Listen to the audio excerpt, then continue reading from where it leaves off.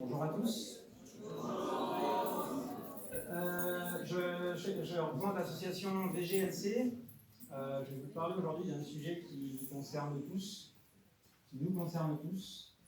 Vous êtes jeunes, entre 15 et 18 ans, vous allez vivre encore longtemps et vous allez avoir à affronter vivre dans un monde qu'on est en train malheureusement de saccager, de détruire, de piller.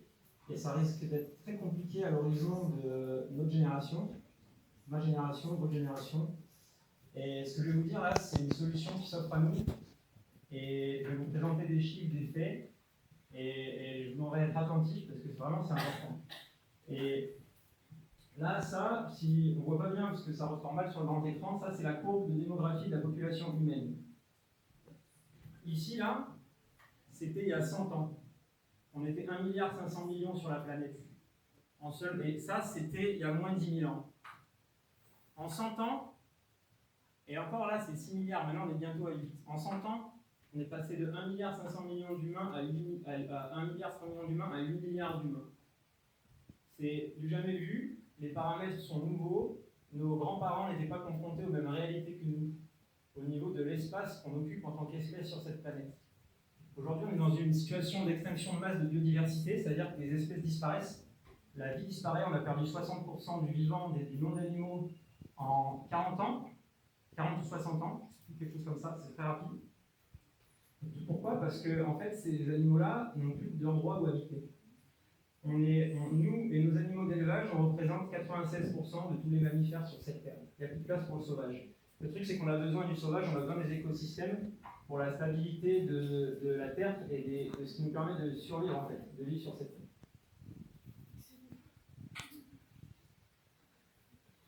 Donc, l'état de la planète, c'est simple, sur 9 indicateurs qu'invite scientifique, vous avez dû voir passer sur Facebook, les rapports, etc. On zappe, on pense à autre chose, mais c'est du concret. Nos réserves d'eau douce diminuent, les captures de pêche ont augmenté au-delà du soutenable. Ça, c'est l'augmentation des zones mortes maritimes. C'est des zones où il n'y a plus de vie dans l'océan, en fait. L'océan est asphyxié. Il n'y a plus de vie dedans, dans ces endroits-là. Donc ça, c'est l'augmentation des zones mortes. Les forêts, on est en train de tout raser. On parle beaucoup de l'Amazonie aujourd'hui. Les espèces sont en déclin. Les émissions de CO2, le changement climatique, la population humaine, ça, ce sont des courbes. Si on continue sur ces pentes-là, ça ne fonctionne pas, c'est pas soutenable, ça se casse la gueule tôt ou tard. Et c'est de notre vivant qu'on va être confronté aux échéances.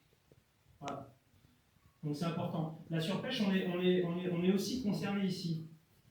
On est concerné ici parce que, par exemple, nos crevettes calédoniennes, il faut le savoir, sont nourries avec des aliments qui sont du poisson, qui sont importés. Quand vous mangez 1 kg de crevettes, vous mangez 2 à 3 kg de poisson d'import, qui sont pêchés à l'international, dans des conditions où malheureusement on a des filets de pêche qui sont abandonnés, qui sont perdus, etc., qui continuent de tuer dans les océans.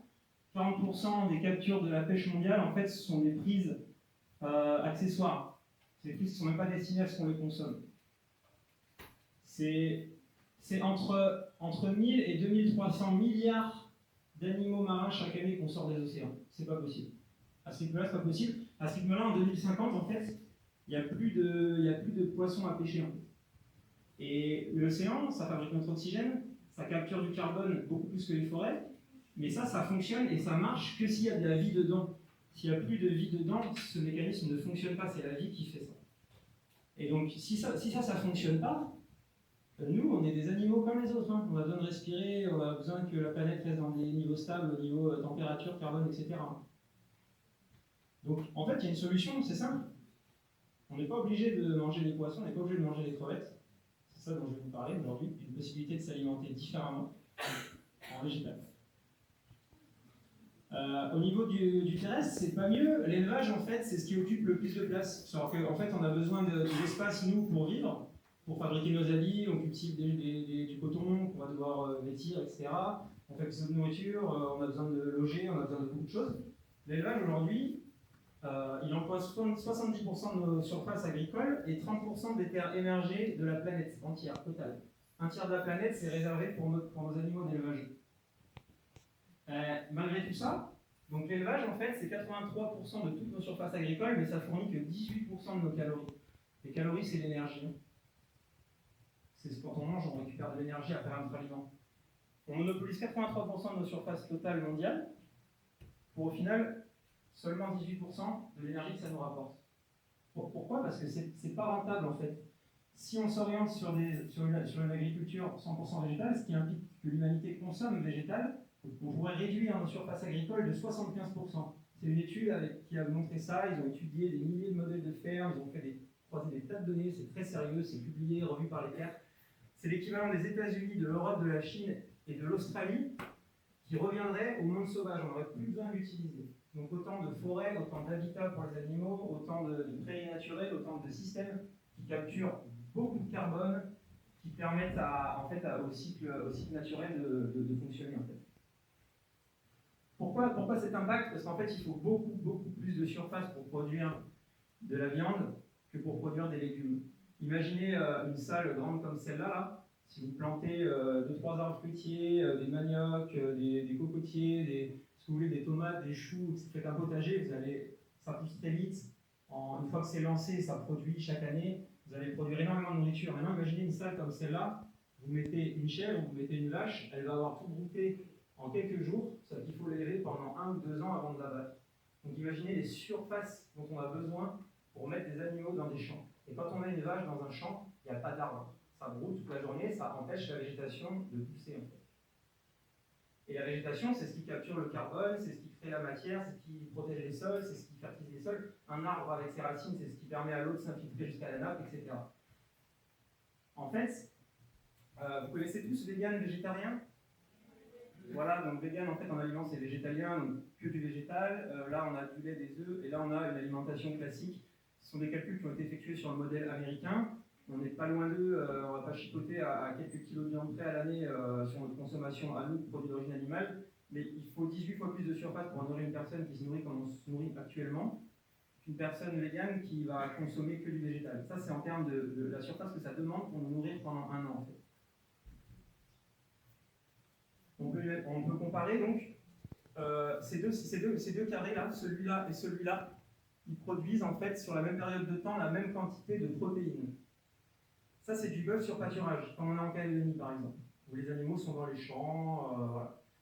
Sauf qu'il faut tout ça pour produire autant de nourriture que sur seulement ça. Donc maintenant, imaginez qu'est-ce qui est le mieux pour la nature. Le carré que vous avez vu, tout ça en pâturage ici, ou alors on prend juste cette petite surface et on laisse tout le reste en forêt. Vous voyez, vous imaginez l'impact que ça peut avoir, quelque chose d'aussi simple. Les animaux ne sont pas tous élevés dans les champs, la grande majorité d'entre eux, ils sont élevés dans des hangars où ils ne voient jamais la lumière du jour, ils sont séquestrés, ils sont mutilés pour coexister, dans des conditions horribles, vous avez peut-être déjà vu ce genre d'image. Et ces animaux-là, du coup, qu'est-ce qu'il faut bien qu'ils mangent? Dans les hangars, ça ne pousse pas, donc en fait, on va cultiver leur nourriture, qu'on va ensuite leur donner à manger. Donc ça participe aussi à l'espace que ça occupe sur les terres. Imaginez quand il pleut sur une forêt. La forêt, elle capture l'eau, elle régénère les nappes phréatiques. Elle boit, elle retient l'eau. Quand il fait sec, l'eau est capturée là-dedans, elle se rediffuse doucement. Là, quand il pleut trop, ça inonde, ça ruisselle, ça lessive le sol, ça part dans les milieux aquatiques, ça détruit les milieux aquatiques, ça part à la mer, c'est perdu. Quand il fait sec là-dessus, les vents balayent, ça assèche la terre, ça emporte les poussières. Ça, à terme, c'est du désert. À terme, c'est de la désertification. Ça c'est auto-fertile. Les arbres, ils remontent les minéraux de la roche avec leurs racines dans les feuilles, ils vont les faire tomber en surface, ça crée du sol, ça crée de la matière. L'arbre, c'est ce qui crée la matière qui nous compose. Ça se nourrit d'énergie du soleil, de l'eau, de la roche, de la terre, et ça crée de la nouvelle matière en permanence. L'énergie du soleil est inépuisable, alors que, et nous, on est dépendant de cette matière organique-là, quelque part pour vivre. On ne peut pas capter directement l'énergie du soleil, etc. Donc c'est un intermédiaire pour nous. Donc dans un désert, on ne survivra pas. La forêt, c'est la fertilité, c'est important. Et donc je vous remets ce schéma-là, parce qu'il est intéressant. On a besoin de préserver les écosystèmes forestiers. 91%, on parlait de l'Amazonie, 91% de la déforestation amazonienne, c'est une étude qui date de 1995. Les chiffres, selon les sources, ça varie. Ça va de 63% à 91%, on a des moyennes des fois à 80%, ça dépend, mais c'est l'ordre de grandeur qui est important. Les gens mettent le feu parce qu'ils veulent défricher pour augmenter les surfaces cultivables, pour augmenter les surfaces de pâturage, parce que la demande mondiale, vous avez vu la courbe de démographie au début augmente, il faut nourrir tout le monde veut de la viande. Donc en fait, on détruit les forêts pour faire donner à manger à nos animaux, pour mettre nos animaux, etc. Et ça, c'est absolument inutile en fait. Ça, on peut régler le problème, il faut juste le faire. Et on parle beaucoup d'huile de palme. L'huile de palme, c'est ça la déforestation liée à l'huile de palme, les orang-outans, tout ça, c'est une catastrophe.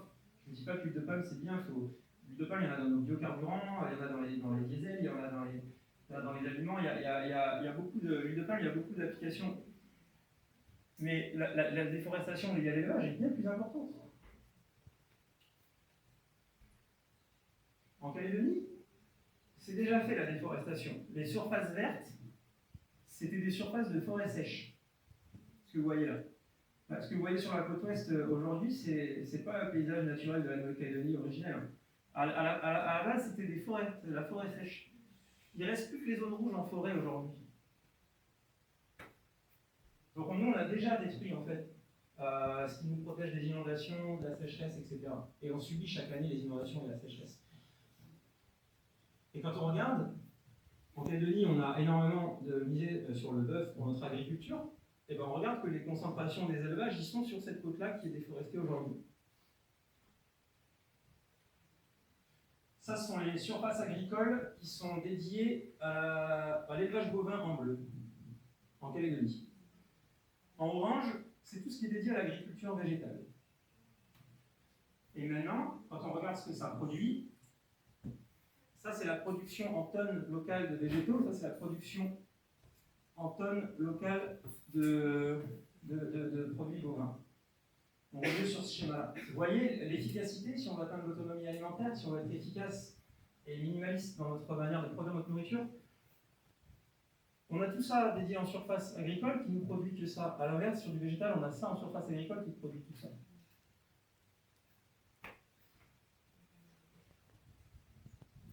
Donc en Calédonie, en fait, si on fait les calculs, on produit 3 fois plus d'aliments sur 49 fois moins de surface en végétal qu'en animal. Ça, c'est le détail. Et malgré tout, on n'est pas autonome en bœuf. Hein. On importe encore 38% de tout le bœuf qu'on consomme en Calédonie. Et ça compte pas les bœufs qui est caché dans les sauces bolognaises, machin, industrielles qu'on achète. Ça, ils vont pas s'amuser à faire la quote-part de chaque produit qu'on achète qu'on contient. Hein. Donc en fait, on n'est pas du tout autonome en bœuf, malgré qu'on mise tout dessus. Le lait, les produits laitiers, on est à 99,6% d'import. Au niveau de la volaille, on est à 91% d'import. Donc tout ça, vous pouvez être sûr que ça vient de l'industriel. Les œufs, on importe encore. Le porc, on importe encore. Sachant qu'en plus, le porc local, il est nourri avec des céréales d'import, on va en parler. Donc en fait, la filière est déficitaire. Au niveau de l'eau, on en parlait, des questions des ressources en eau. Voilà, il faut beaucoup moins d'eau pour produire des céréales que pour produire des aliments d'origine animale. Ça comprend aussi l'eau de pluie, sachant que l'eau de pluie, elle tombe aussi bien pour des pâturages que pour des cultures végétales. L'eau de pluie, elle est capturée par les forêts qu'on détruit pour les productions animales, etc. Donc en fait, au niveau de l'eau, on peut faire des économies de robinet, de fermer l'eau, de faire attention. Mais d'ici que vous ayez économisé pour votre kilo de fromage 5000 litres d'eau, vous pouvez en prendre des douches. Hein. En fait, un burger, on calcule un peu classique, d'ordre de grandeur, c'est 32 douches. Si un midi, vous faites l'impasse sur un burger à la viande, vous prenez sa version végétale, vous voyez l'eau que vous économisez, qu'on puise dans les nappes, etc. Donc c'est-à-dire qu'on la puise cette eau, parce qu'on irrigue la nourriture, etc. Au niveau de l'eau aussi, on a un souci, c'est que nos 60 milliards d'animaux d'élevage terrestres, 70 plus exactement aujourd'hui, ça date un peu, ils font énormément caca. Et le truc, c'est que c'est pas du tout retraité, ça fait vraiment des montagnes qu'il faut épandre. Non mais ça détruit. En fait, ça détruit nos rivières, c'est pas drôle en fait.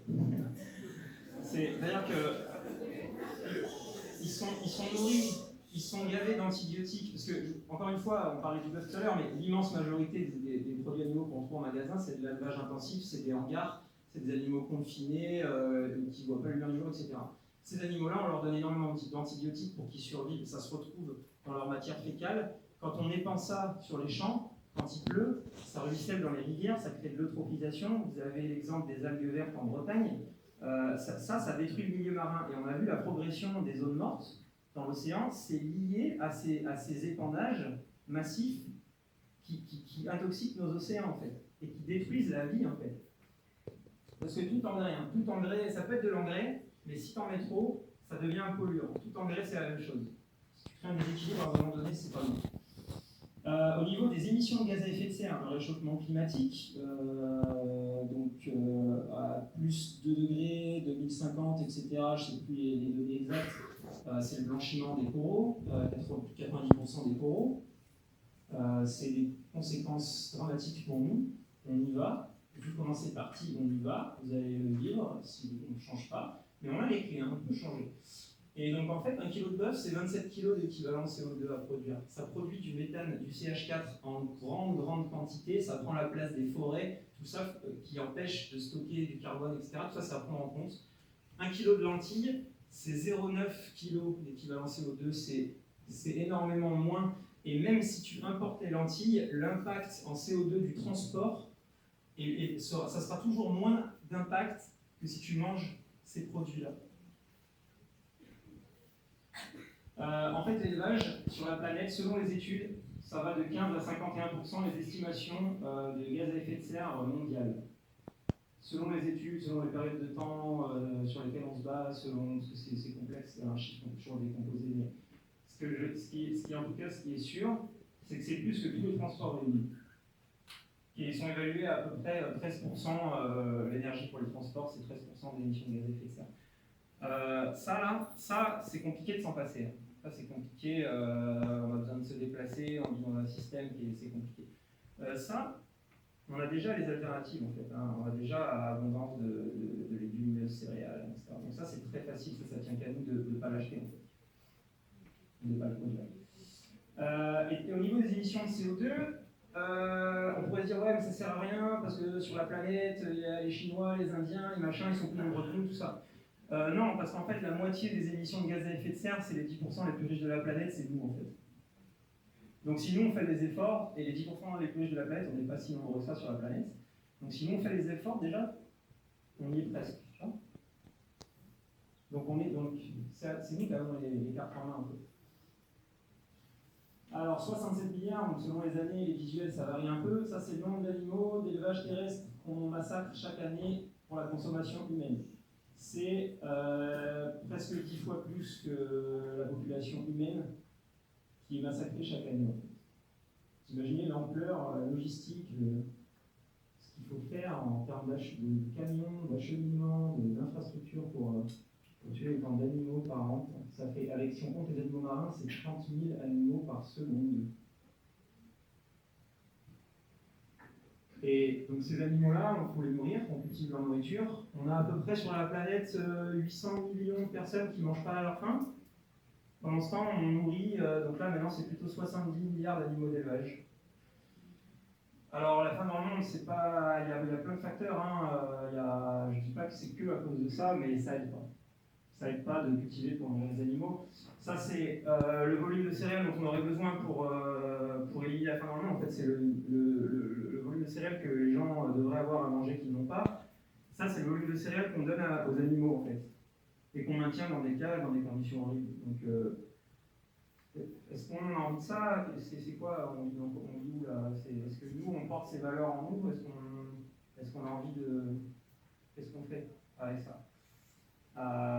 Et du coup, ça me touche parce que quand les gens ont faim, quand tu as des pays qui subissent la famine, ça déstabilise des régions entières. Les populations ne se laissent pas mourir de faim comme ça. Donc, on en vient à des solutions de violence, etc. C'est pas bon. Et du coup, on le subit tous en fait, quelque part. Les répercussions négatives quand quelqu'un a faim, il crée de la violence. Se nourrir, légitime en plus, quand on peut survivre, voilà, j'imagine qu'on ferait tous pareil. Alors c'est du gaspillage de nourrir les animaux, parce qu'en fait, on peut se nourrir directement de végétaux, et on va donner des aliments à des animaux, qui vont nous en donner une partie comestible, mais il y a tout ce qui ne se mange pas, qui aura été perdu, le reste du corps, l'énergie qu'il aura dépensée pendant ces années de croissance, etc., son fonctionnement. Et en fait, si on regarde, au niveau du pourcentage de protéines qu'on récupère à travers le maillon, donc là on est en chaîne directe, là on a un intermédiaire en plus, Et bien en fait, le bœuf c'est 95% de perte, le porc c'est 87% de perte. Ça veut dire qu'en fait, sur 100 protéines qu'on donne à manger au porc, on va en perdre 87% et on va en récupérer que du coup 13%. On va récupérer que 13 sur 100 protéines, on va récupérer 13 pour la consommation humaine, parce que lui, il aura utilisé le reste par ses cellules voilà. Du coup, en fait, il faut 3 à 10 kg de céréales pour faire 1 kg de viande. Donc c'est un sacré 3 à 10 kg de végétaux pardon, pour 1 kg de viande. C'est un sacré gaspillage. Sachant que certains animaux sont nourris avec du foin, de l'herbe, des choses que nous, on ne peut pas manger. Mais ça prend quand même de la place. Et même si on regarde même dans des productions, les animaux sont élevés à l'extérieur, ils ont souvent des compléments. Et en fait, il y a quand même des aliments qui sont comestibles par l'humain qui leur sont donnés. Et en tout cas, et les animaux d'élevage intensif, c'est sûr qu'ils mangent des choses que nous, on pourrait manger dans leur ration. Pas 100%, mais ils ont du maïs, ils ont du soja, ils ont des choses qui sont consommables par l'humain. Pourquoi ceci? Alors qu'il pourrait y avoir ça, donc ça on connaît, on a vu. On dit, c'est pareil, hein, pas prendre ces chiffres à la lettre, mais c'est comme on dit, quoi, c'est un ordre de grandeur. 1 hectare de terre pendant 50 végétaliens, 2 personnes qui se nourrissent à base de viande. Voilà, donc en fait, on occupe beaucoup d'espace. Là, je vous ai parlé des impacts sur l'environnement, en fait. Et je voulais vous dire quelques mots. Le végétalisme, en fait, c'est très sain pour nous.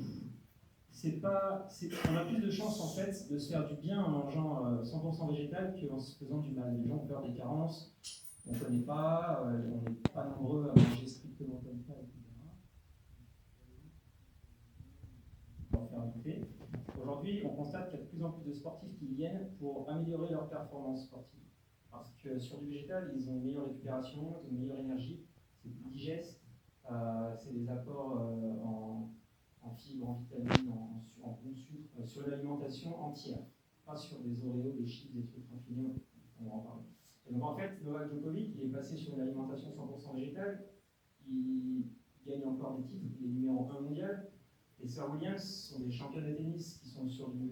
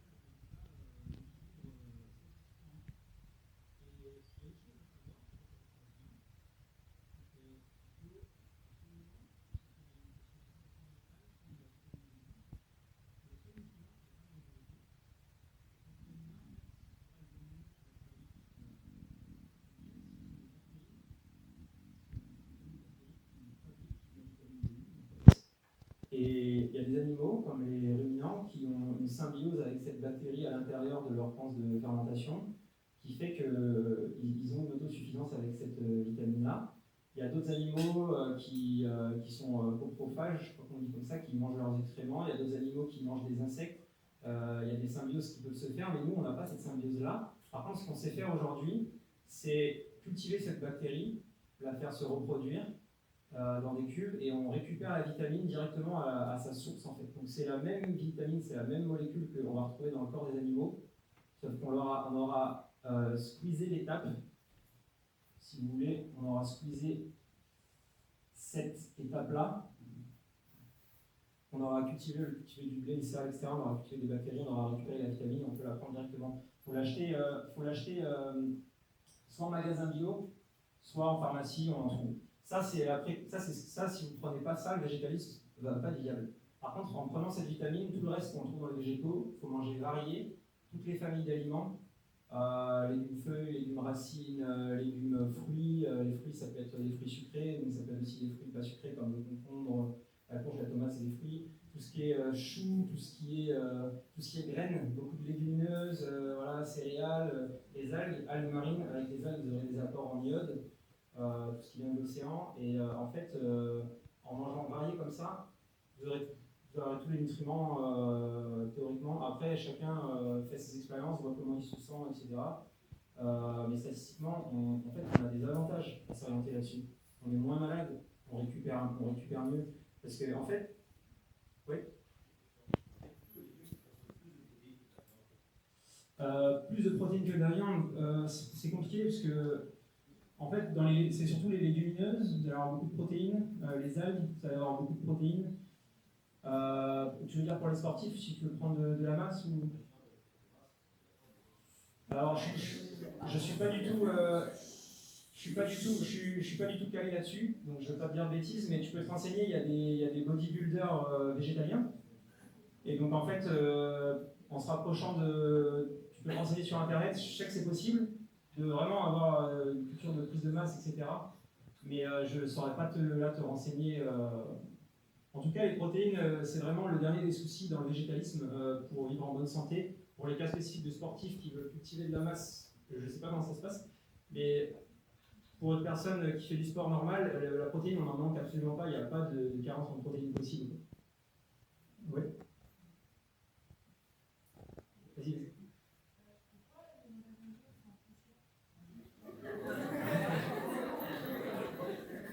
Ça dépend ce que tu achètes en fait. Dans les magasins bio, parce qu'il faut savoir que l'agriculture animale et l'agriculture non biologique est énormément subventionnée. Ça veut dire qu'en fait, tu ne le payes pas directement au magasin, mais tu le payes dans tes impôts ou dans tes taxes. Donc en fait, si ces filières-là n'étaient pas subventionnées, l'agriculture biologique serait même moins chère. Parce que tu n'achètes pas, tu n'as pas besoin de tracteur, tu n'as pas besoin d'engrais chimiques, de machin, de trucs. Donc en fait, mais ça dépend ce que tu achètes. Hein. Le riz, ça coûte un peu plus cher que le chimique, mais pas tant que ça. Et justement, l'alimentation végétale, elle permet de faire des économies. Parce que quand on regarde la noix de coco ici, ça coûte rien. Les produits locaux de saison, ça coûte rien. Les pamplemousses, les machins. Jamais vous serez au prix de la viande qui est à 1500-2000 le kilo. Le végétal, les lentilles, le riz, les pommes de terre, c'est des choses qui sont c'est des aliments de base. Dans les pays les plus pauvres, les gens mangent végétal beaucoup plus, justement parce qu'ils n'ont pas le choix et que c'est moins cher. Ouais.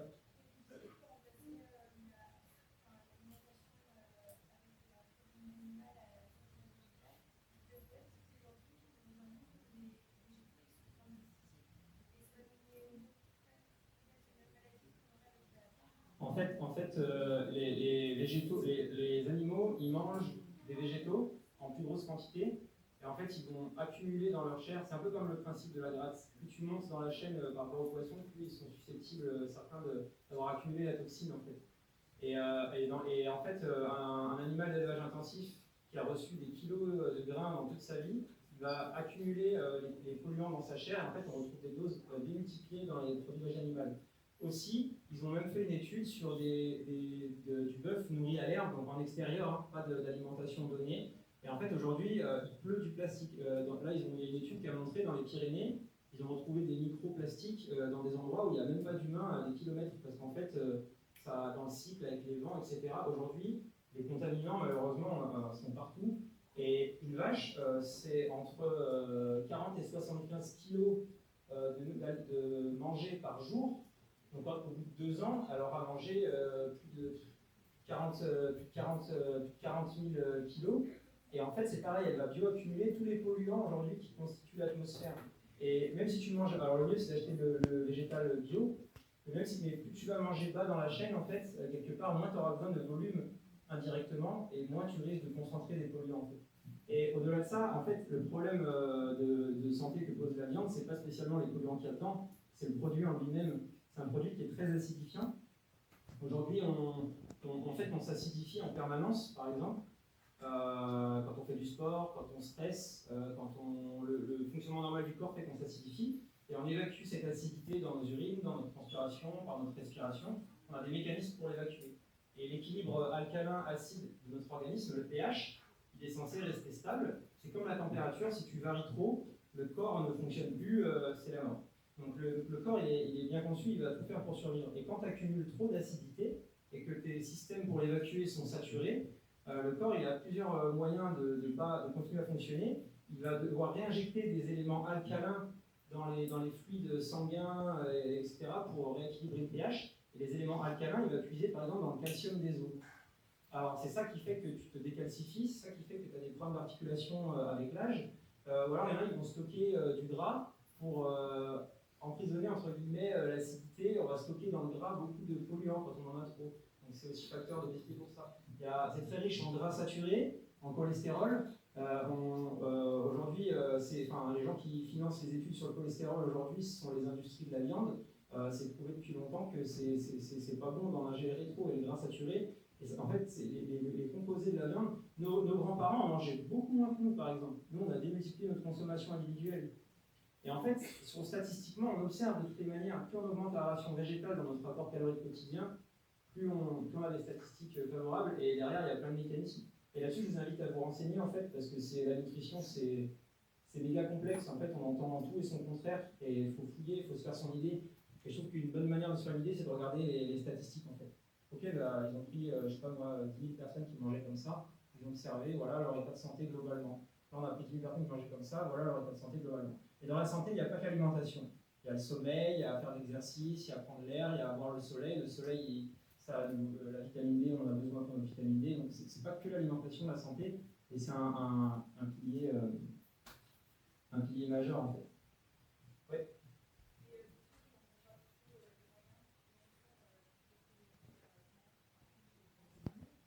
En fait, moi personnellement, je dépense moins d'argent. Moi, je trouve que ça coûte plus cher de manger des produits laitiers. Regarde le prix des produits laitiers. Regarde le prix de la viande. Voilà, fois, je suis passé au magasin, là, c'était entre 1500 et 3000 balles le kilo, la viande. Et moi, je trouve que c'est moins cher d'acheter des lentilles. Hein. Et dans les lentilles, tu as autant de nutriments. Hein, moi, je trouve que l'argument, le côté économique, moi, je trouve moins cher de. Pardon, je crois que tu vas pas faire un. Vas-y. Bah, moi, tout ce que je peux. En fait, je pense que c'est important de les. On fait des actions de sensibilisation dans les écoles, dans la rue. En fait, il faut qu'on sache parce qu'en fait, ça dépend de nous. Et là, je suis déjà ici.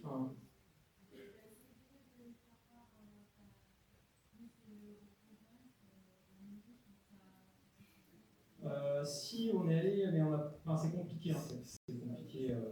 En fait, moi, je suis bénévole. On est bénévole à l'association. Après, avec les politiques, c'est des dossiers, du truc, du machin, c'est long. Et en fait, depuis le temps, je veux dire, difficilement confiance avec les politiciens. C'est beaucoup d'énergie pour qu'il n'y ait pas grand-chose qui change. Moi, je fais plus confiance aux citoyens, comme nous, parce qu'en fait, on n'a pas besoin des politiciens. Demain, on arrête d'acheter tous, on passe le mot, parce que là, on n'est pas du tout au niveau encore.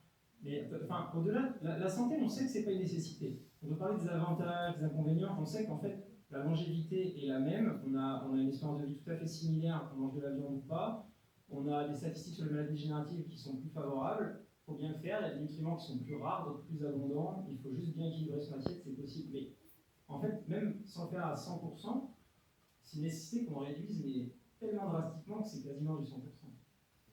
Ouais.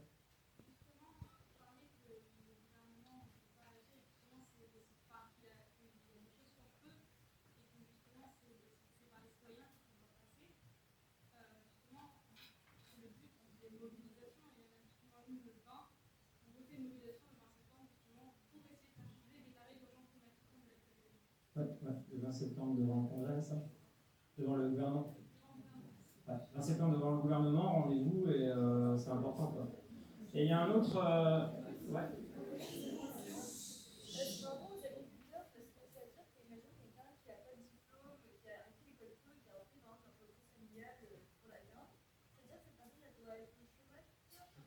En fait, ça c'est une vraie question, c'est vrai. Il faudrait que, par exemple, on parlait des politiciens, il pourrait y avoir un encouragement à la reconversion. Parce que quelqu'un qui fait de l'agriculture animale, en général, il a des terres. En tout cas, il y a des terres, et ces terres, elles peuvent être valorisées autrement. Il y a possibilité de faire autre chose au niveau économique sur ces terres, et c'est justement l'idée, en fait. C'est justement l'idée que ces terres, elles servent à autre chose qu'à faire paître des animaux qui les maintiennent rases, en fait. Ouais, et donc en fait, oui, au niveau des agriculteurs, effectivement, c'est une remise en question économique et professionnelle. Ouais. Ouais, bien, attends. Si jamais on continue, on pourra revenir aux questions, peut-être l'année dernière, mais, parce qu'il y a d'autres choses à voir, mais je vais vous montrer des images. Vous allez voir qu'en végétal, on peut vraiment se faire plaisir. Hein. On se fait des burgers, des crêpes, des pancakes, des pizzas, ce que tu veux. Hein. Tu verras ça à la fin de la présentation. Voyez ça, voyez l'oiseau, regardez ses yeux un peu. Parce qu'un animal, en fait, là, on parle de chiffres froids, on parle de notre santé à nous, on parle de l'environnement, ça nous concerne, ok, tout ça. Mais on oublie que derrière la viande, c'est un animal, c'est quelqu'un, c'est pas quelque chose. Tu vois, là, il y a une conscience là derrière, il y a quelque chose, c'est pas une machine, c'est pas un objet. Tu vois? Non, mais c'est la même chose. Tu vois un poisson là? On dirait pas comme ça, mais en fait, ça c'est des recherches qui nous le prouvent aujourd'hui en éthologie. Ils ont un système nerveux qui leur permet de ressentir la douleur. Ils ressentent des émotions. On est des mammifères. On est différents. Je ne dis pas qu'on est 100% pareil, mais on est des mammifères. Une vache, elle aime son petit. C'est observable. Si vous avez des animaux de compagnie, vous savez bien qu'il y a des chiens, ils n'ont pas tous la même personnalité. Il y en a, ils sont un peu bagarreurs, belliqueux, il y en a, ils sont trouillards, il y en a, ils sont curieux, il y en a, ils sont joueurs. Ça, c'est pas des traits de personnalité, c'est quoi? Et si on a un trait de personnalité, est-ce qu'on n'est pas une personne quelque part? Et en fait, ça remet en question beaucoup de choses. Parce qu'à partir du moment où on n'a pas besoin de manger de la viande, on n'a pas besoin de leur faire du mal, de les séquestrer, de leur faire souffrir pour vivre en bonne santé, qu'est-ce qui justifie qu'on le fasse alors qu'ils ont toutes ces capacités-là à être conscients de leur propre souffrance et avec leur volonté propre? Un animal, il marche, il sent, il voit, il entend, ils ont des yeux comme nous, ils ont un nez comme nous, ils ont une bouche comme nous, des oreilles comme nous, ils ont des perceptions sensorielles qui sont très similaires aux nôtres. Leur univers mental est certes différent du nôtre, mais il est aussi extrêmement proche et similaire dans les capacités à ressentir. Et pour manger de l'animal, à un moment donné, il faut lui faire mal. C'est son corps qu'on mange, c'est pas la viande, c'est pas un truc sous emballage qui arrive comme ça par magie. C'est-à-dire qu'à un moment donné, il faut prendre cet individu-là et il faut lui faire mal. Et en Calédonie, on est aussi concerné par l'élevage intensif. Ça, c'est issu il y a eu un reportage, vous pouvez le trouver sur YouTube, au cœur de l'agriculture de la chaîne Calédonia, l'élevage porcin filière en mutation. On a 1 m² par cochon en Calédonie. J'ai pris les images de ce reportage pour vous montrer un peu la condition des porcs. Ça, c'est l'élevage calédonien. Ça se passe en Calédonie. C'est dans le reportage, vous pouvez aller voir sur YouTube.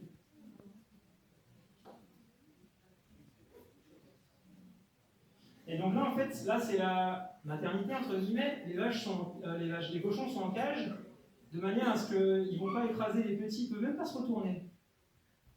Et ils sont sur caillebotis, donc en fait, en dessous, c'est leur urine et c'est leur fosse d'aisance. C'est comme si nous, on vit au-dessus de nos toilettes. Un cochon, c'est propre dans la nature. Un animal, il ne vit pas dans ses excréments.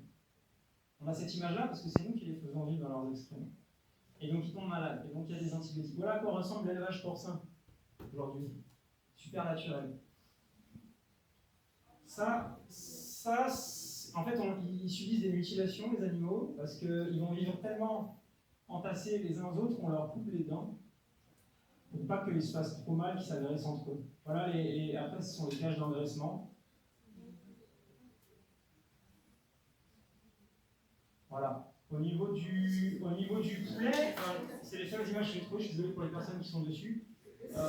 Sur internet, ça c'est calédonien. Voilà. Ça c'est les élevages de batteries calédoniens. On produit 40 millions d'œufs par an. On ne produit pas 40 millions d'œufs en faisant de l'élevage plénière. C'est intensif. Voilà à quoi ressemble l'élevage de poules pondeuses et de poulets de chair. Voilà, il y a des silos, donc on importe leurs céréales, donc c'est ce qu'on disait. L'alimentation des porcs, quasiment 100% importée. Donc quand tu sais qu'il te faut 6 kg de protéines de végétaux pour produire 1 kg de protéines de porc, en fait la filière elle importe plus de nutriments que ce qu'elle en produit. Donc même au niveau économique, c'est une aberration. Cette filière ne survit pas sans subvention. Sans l'argent public, ça ne survit pas, ou alors la viande serait à des niveaux tellement chers que justement les gens en auraient beaucoup de monde. Voilà un peu à quoi ressemble l'élevage des beaux porcs. Et voilà. Donc en fait, ce sont des animaux dans leur merde. Et nous, on bouffe ça. Si ça se retrouve dans leur merde, ça se retrouve dans leurs œufs. Et ça, c'est terrible. Et ça, c'est le gros du gros. Ça, c'est le gros du gros. On parle des petits élevages. On a cette vision du petit élevage parce que la publicité nous montre ça. Vous voyez la publicité paddock, vous voyez la publicité nana, vous voyez ça. Mais derrière, c'est ça. Et nous, on fixe parce qu'on voit ça à longueur de journée. C'est inconscient. On a l'image. Mais en vrai, c'est ça. Ça, c'est le gros. C'est ce qu'on trouve au magasin. La publicité, elle vous montre ça. Mais en vrai, c'est ça la réalité derrière. Qu'est-ce qu'on fait subir à un animal, en fait? Attention, là, les prochaines, ça a des images un peu d'abattage. Il y en a qui ne veulent pas être exposés à ça, c'est votre choix. Ça, c'est l'élevage laitier de chèvres, au fromage de chèvre. C'est les salles de traite. Plus personne ne traite les chèvres à la main. Enfin, il y en a qui le font, mais ils ne représentent rien sur le marché. Le fromage qu'on trouve dans les sandwichs, dans les machins, dans les grandes surfaces, c'est pas ça. Ça, c'est des salles de traite bovines. Ce sont des animaux qui sont branchés sur des machines. Ça, c'est l'abattage. La vérité, c'est que tu as un être qui transpire, qui est dans sa chair, qui stresse, qui est là, qui respire, qui a conscience, qui a peur. On les voit pleurer, les vaches, carrément, quand tu regardes les vidéos et tout. Et on arrive, et à un moment donné, il faut la déglinguer, quoi. Et en fait, c'est de la violence. Donc, qu'est-ce qu'on valorise? Et c'est pour ça que, en fait, là, c'est cueillez vos fraises. Il y a du monde, tu as des journées portes ouvertes à la ferme pour la cueillette, mais tu n'as jamais de porte ouverte à la ferme pour aller abattre toi-même ton animal. Qui le ferait?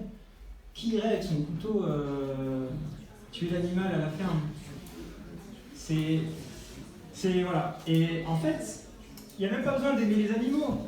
Juste avoir envie de ne pas leur faire du mal. Ça suffit pour qu'il y ait un gouffre avec ce qu'on pratique et ce qu'on consomme tous les jours. En fait. Tu remplaces aimer les animaux, si tu n'aimes pas les animaux, c'est pas grave. Mais si tu mets juste là, ne pas vouloir faire de mal aux animaux, eh ben c'est pareil. Et en fait, tu n'es pas à l'aise. Parce que quand tu fais un truc avec lequel tu n'es pas en accord toi-même, tu crées ce qu'on appelle la dissonance cognitive. C'est un... Tu vois, quand tu sens, tu as envie de faire un truc, puis tu le fais pas, ou alors l'inverse, tu n'as pas envie d'y aller, tu n'as pas envie de faire ça, tu n'as pas envie de faire ça, tu le fais quand même. Tu vois, tu es mal. Et ben nous, on l'a carrément intériorisé, parce qu'on s'est entraîné à ne pas voir tout ce que je viens de vous montrer, on s'est entraîné à l'occulter, mais inconsciemment, on le sait très bien. Et du coup, tu montes, tu es plus stable dans ta tête, enfin, je veux dire, ça va mieux, quoi. Une fois que tu as fait le bon choix, une fois que tu as pris les habitudes. Personnellement, moi, je trouve que c'est un formidable moyen de se mettre en phase avec ses propres valeurs. Et donc, en fait, voilà, on a le choix. On peut financer l'un ou l'autre. Et voilà le résultat, en fait, la conséquence de nos actes. On peut choisir la compassion. Et ouais, voilà, donc les animaux, en plus, ils sont envoyés à l'abattoir à une portion infime de leur espérance de vie, en fait. Donc, c'est encore des petits quand ils y passent, quoi. Dès qu'ils ont atteint leur poids un peu... optimal au niveau rendement. Dans les élevages, ils appellent ça le minerai. Les animaux, c'est le nom qu'ils leur donnent, c'est le minerai. Et donc voilà, on parlait de la nourriture végane. On peut faire des fromages à base de soja, à base de noix de cajou. On peut, si vous vous souvenez des rendements agricoles par rapport aux surfaces exploitées, on peut se faire des choses super bonnes. On peut se faire des burgers. Avec aujourd'hui des super alternatives qui commencent à arriver sur le caillou, mais on peut aussi se faire les steaks soi-même à la maison avec des haricots rouges, des épices, etc. On peut faire en végétalien, on n'a pas besoin des œufs, on n'a pas besoin du lait. On peut se faire des super trucs. Je vous invite à aller voir les sites de recettes, les blogs de recettes. On peut vraiment faire des trucs super bons. C'est facile en fait, et c'est des habitudes à prendre. Franchement, moi je regrette rien. Et d'avoir fait ce changement il y a déjà maintenant 4 ans, végétalisme strict, et même 6 ans, au début j'étais sur du végétarisme. Et au niveau alimentaire, on se fait plaisir. Et c'est vrai que la première semaine, ça peut sembler un peu léger, parce que le goût des produits d'origine animale est très fort en bouche. mais on s'habitue en fait, très vite au bout de 21 jours. En fait, si on arrive à se discipliner, à se motiver un peu pendant 3 semaines, c'est le temps qu'il faut pour attraper de nouvelles habitudes, modifier un peu son microbiote intestinal au niveau des bactéries qui nous composent, qui vont nous réclamer en fait ce qu'on va leur donner. Plus on va leur donner quelque chose, plus elles vont nous le réclamer, et les papilles gustatives changent aussi, se modifient. Et quand tu t'habitues à manger des végétaux et à aimer ça, après c'est un pur bonheur. On se fait des festins quoi. Il y a autant le plaisir de manger, il est tout aussi poussé, sauf que derrière, l'impact, la conscience, tout ça, c'est. Après, voilà, ça vous va. Je donne juste des infos. Je veux faire la morale à personne. Hein. J'ai mangé de la viande pendant 24 ans. J'ai découvert ces infos-là, j'avais 24 ans, j'ai 30 ans aujourd'hui. Et quand j'ai découvert ça, je me suis dit, putain, c'est bien beau quoi.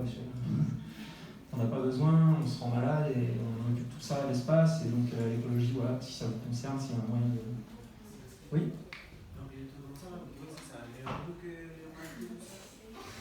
Ah oui, ouais, ouais. En fait, oui, non, mais tu peux, t'as tout, hein, tu peux en avoir des bons, des mauvais, tu vois, comme les burgers à la viande, il y a des bons, des mauvais, mais en fait, le goût, il y a le goût papille gustative, mais dans le goût, dans l'expérience de manger, t'as pas que ça, en fait. T'as qu'est-ce que tu manges, est-ce que tu as envie de manger des tendons, des muscles et du sang, parce que ça donne de l'appétit. Si par exemple, tu vois le cochon vivant, est-ce que tu as envie de croquer dedans, tu vois, est-ce que ça donne de l'appétit? Et quand tu commences, tu vois, au moment où tu commences à manger ton burger et tu vois le bacon, et là tu penses, tu vois la tranche de bacon, tu penses à la cuisse du cochon, tu vois. Putain, moi ça m'a dégoûté net, quand j'ai commencé à faire cette connexion-là, je fais, mais qu'est-ce que je suis en train de manger? Une jambe de cochon, mais ça me donne pas envie en fait, non. Mais après, les goûts, c'est personnel, hein. Oui. Autorisé à partir d'un certain âge, parce qu'il y a eu plein d'histoires d'enfants justement qui avaient des parents véganes et que c'était bon pour leur santé.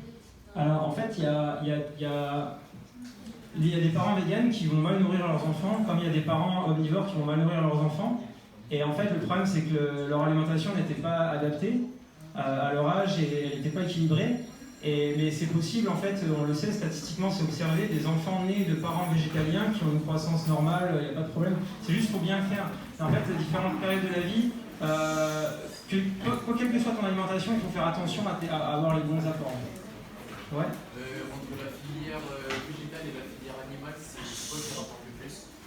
Qui rapporte en argent? Ouais. Ça dépend si tu prends les subventions, c'est plus rentable de faire du végétal. Plus d'argent. Il y a plus d'argent si tu ne prends pas en compte les subventions. Maintenant, si tu prends en compte que la moitié de ton revenu, on te le donne parce qu'on t'aide et parce que sinon tu ne survis pas, c'est une question, je ne peux pas répondre comme ça. Mais ouais, non. Moi, tu fais plus, en Calédonie en tout cas, ouais, les filières générales, tu fais plus de marge en faisant du végétal que de l'animal.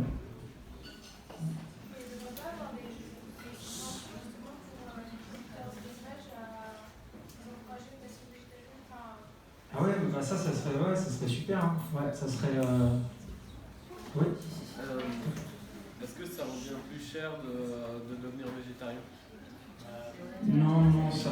Enfin, je trouve que c'est moins cher. Ça dépend ce que tu manges en fait, mais tu vois, tu prends du chou, ça coûte vraiment pas cher. J'en ai vu une fois du chou, je vous mens pas, hein, c'est du chimique, c'est mieux l'acheter bio, mais j'en ai vu à 57 francs le kilo une fois.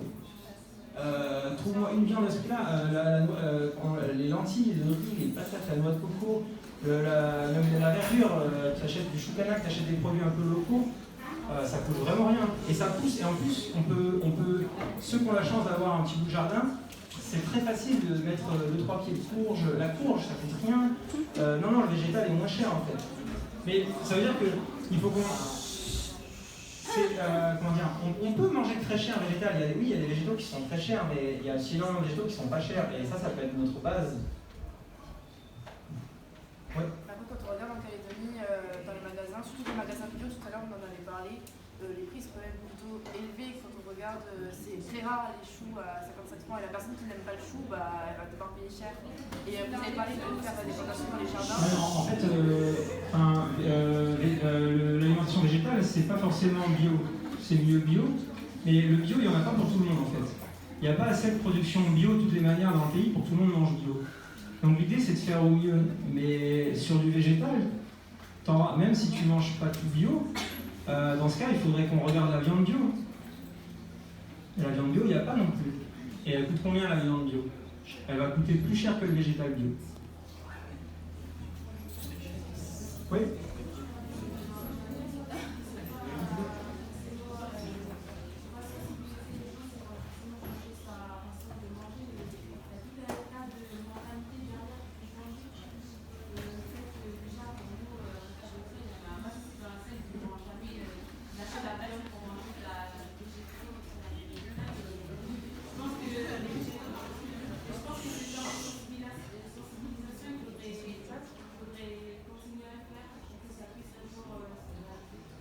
Ouais. En fait, je comprends qu'il y en a qui veulent pas ou que ça soit quelque chose qui, je vois bien ça suscite pas l'adhésion, mais tout le temps. Mais ça progresse, et je voudrais juste vous rappeler deux, trois choses qu'on s'est dit au début.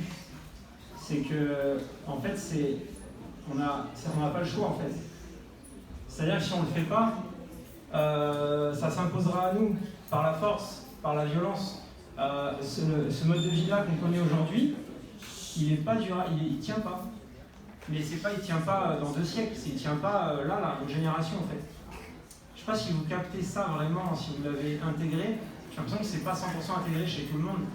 Mais ça va pas durer jusqu'à ce que vous ayez la retraite, quoi.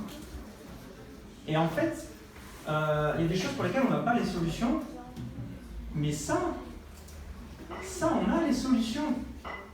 On a les solutions, elles sont massives, elles sont puissantes, elles sont faciles, et elles sont agréables à mettre en place, en fait. Ça peut vous paraître genre, ah non, mais je vais manger des légumes, ça va être galère, on a l'image du truc vapeur et tout, mais non.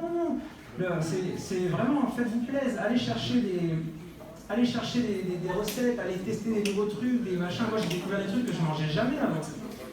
Et je vous promets, venez, on a un pique-nique avec l'association. C'est tous les premiers dimanches du mois au Wentoro. Regardez s'il pleut sur la page Facebook, si on change l'endroit, tout ça.